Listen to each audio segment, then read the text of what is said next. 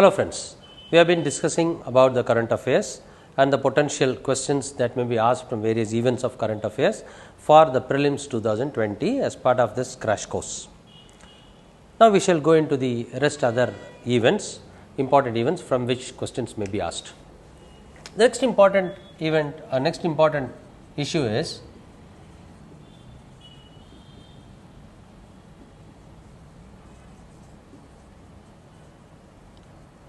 the terracotta temples of India. I hope you know what is terracotta is. Terracotta is a baked clay. See, the baked clay is one of the very ancient and the oldest building material.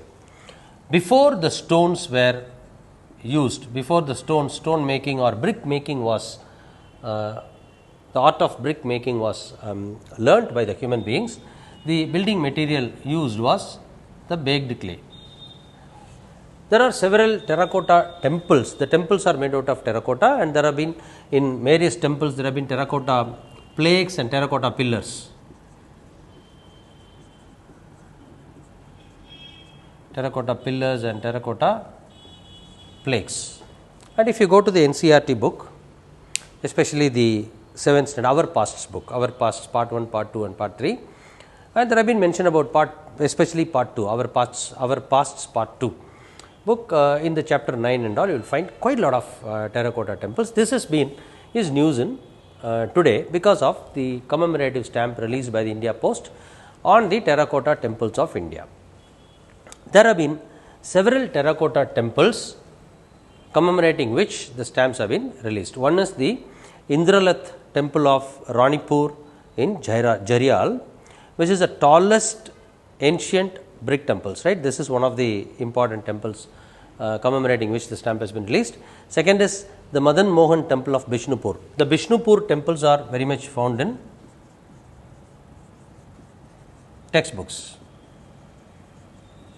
Right. Bishnupur temples of West Bengal is very much found in the textbooks as well. Similarly, the Jor Bangla temple of Bishnupur again, and then the Shyam Rai temple of Bishnupur, then the Lalji temple of Kaina, then the Lakshman temple of Sirpur. These are all the temples, important terracotta temples. So, find out what is terracotta and what is what are the different terracotta images and terracotta plaques.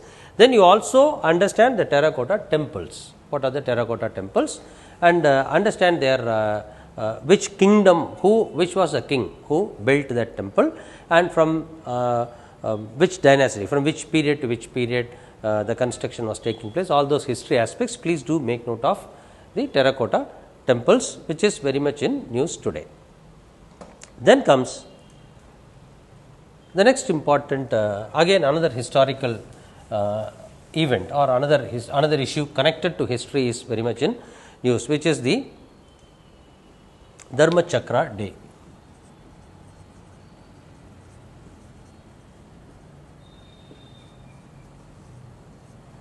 The Dharma Chakra Day.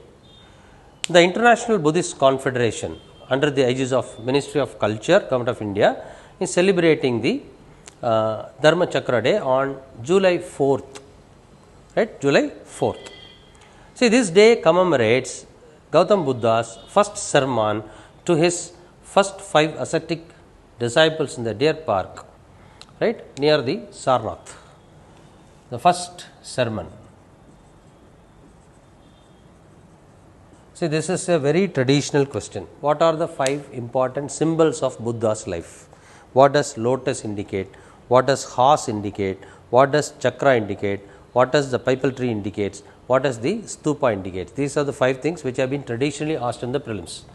The first sermon is indicated by the Dharma Chakra, birth is indicated by lotus, horse indicates the renunciation, then pipal tree indicates the Bodhi, right? Bodhi, it is this enlightenment, and the chakra indicates the first sermon, and the stupa indicates his demise, the death. So, this has been asked in the prelims several times in the past. And another important thing what you have to focus on is the comparison of Buddhism and Jainism. Right, Buddhism versus Jainism. This is one another aspect of question that has been asked in the prelims. And another important thing is what are the eightfold path of Buddhism and the three Ratnas of Jainism, the comparison, and all details relating to Buddhist sites, all details relating to Buddhist teachings, Buddha's teachings, and then all important Buddhist sites such as the Nagarjunikonda, Sarnath and other stuff, right. Similarly, this teachings of Buddha are important for your mains ethics paper.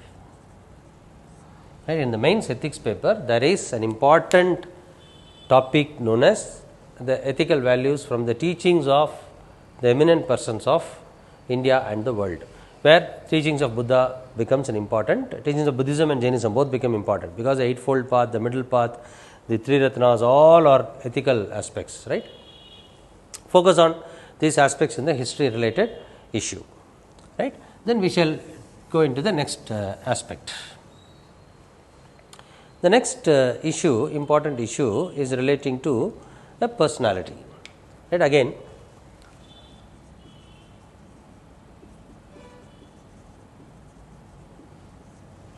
Pandit Jasraj. See, Pandit Jasraj is an Indian classical vocalist who belonged to the Mewadi Gharana.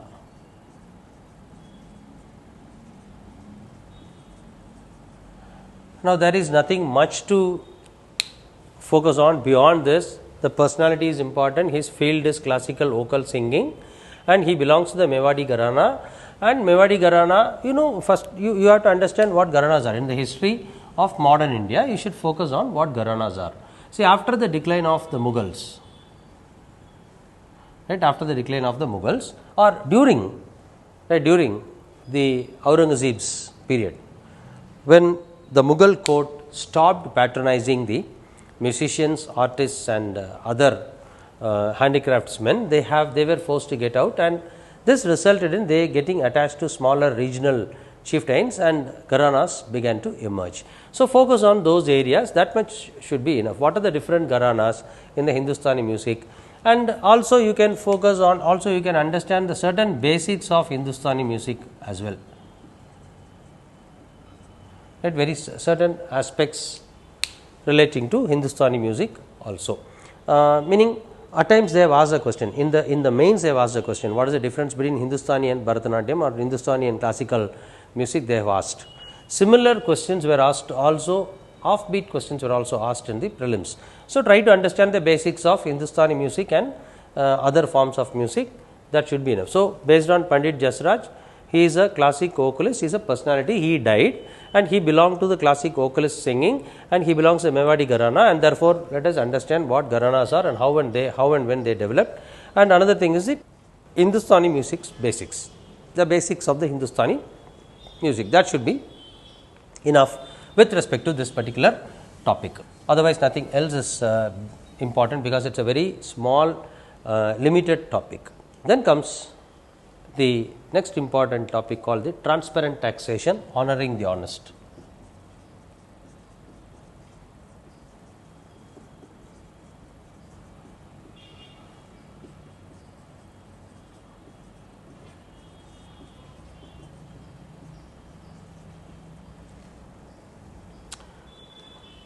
This is launched by the Prime Minister this year, and this results in, or this tries to bring about, this attempts to bring about faceless, seamless and transparent, right, transparent taxpayer, faceless assessments, seamless assessments and transparent tax paying system, or put in other words, faceless assessments, faceless appeal and taxpayers charter. These are three different aspects of the transparent taxation and honoring the honest. This is one of the most important demands, or one of the most important things that has been required for India. See, if you look at the second Administrative Reforms Commission recommendations of fourth recommendations report, right, fourth recommendation report or fourth report of recommendations is on ethics. In that, the second ARC had very clearly mentioned that without protecting or without having mechanisms to protecting the honest, it is difficult to establish an ethical social setting and without that it would be difficult to establish an ethical administrative setting which would be corruption free. So, this is a step towards that, and this is a step towards that. Similarly, the honest taxpayers had always been of the view that they have not been recognized and therefore, there is no reward for paying tax. As a result, even the honest taxpayers either subjected themselves to tax evasion or at least they attempted to tax avoidance. So, find the difference between what is tax evasion and what is tax avoidance. There can be a question on tax evasion and there can be a question on tax avoidance, because this scheme is directly related to this. You should not, if you are an honest taxpayer, you should not evade tax. Evading tax is a crime, right? And avoiding tax can also be a crime, because you are trying to use the loopholes, right? You are trying to use the loopholes in the law and you try to avoid paying tax. One of the reasons for avoiding tax or evading tax was that even the honest taxpayer at one point in time got frustrated because he was not recognized and he paying tax is of no use. Therefore, this scheme tries to, or this scheme attempts to honor the honest taxpayer. And another important reason for tax evasion or tax avoidance was the unhappiness of the honest taxpayer to deal with the tax authorities. The high-handedness of the tax authority, the face to face, when you deal with persons, see, one of the important reasons for corruption, right? One of the important reasons for corruption is to deal with the public directly.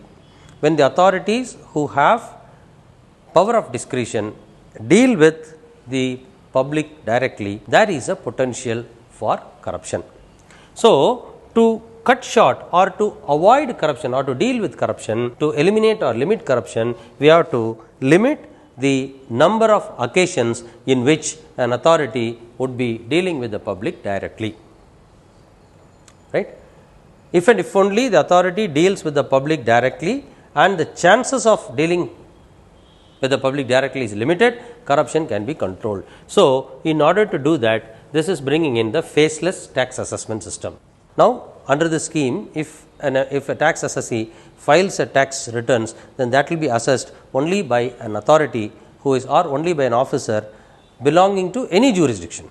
So, he does not need to, the taxpayer need not go and meet the authority at any point in time. This is one of the very important aspects of it. Similarly, the appeal will also be online, and he will be appealing to a person who is not related, he need not be relating to the jurisdiction only, and therefore, it will become a transparent one. And it is also coming out with what is called as a taxpayers charter on the lines of citizens charter. So, the taxpayers charter is a voluntary commitment of the tax department to the taxpayer, what they are entitled to. So, a charter is a document containing the entitlements or the rights. So, taxpayers charter will contain certain voluntary commitments of the taxation department. So, here you focus on the concepts of income tax, direct tax, indirect tax, then what is tax evasion, what is tax avoidance, then what is citizens charter, how it works, and then for the mains also read about this in detail. Later when we discuss for the mains, we shall discuss these issues in detail while coming to mains also. So, let us understand the current affairs properly and let us understand the potential areas of question, and we travel together to crack the examination, and wish you very all the best. Subscribe to video for and continuously watch this, and thank you very much for watching.